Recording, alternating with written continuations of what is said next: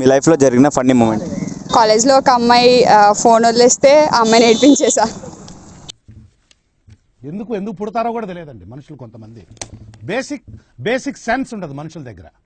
Exam టైంలో comment studies అని చెప్పి పుష్ప ఫస్ట్ షోకి వెళ్ళి స్కూల్లో ఫ్రెండ్తో పాటు వాటర్ వేసాను.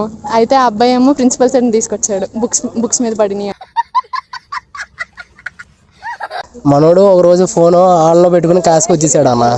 వస్తే నేను ఆటోమేటిక్గా సార్ రాగానే ఫోన్ చేశా, రింగ్ అయింది. ఎవరురా నువ్వు ఇంత టాలెంటెడ్? మా ఫ్రెండ్ గారితో ఒక 1 month ఫేక్ అకౌంట్ ఆడుకున్నా బ్రో. ఎవరిని నమ్మడానికి వీల్లేదు, చుట్టూ ఉన్నది దొంగ.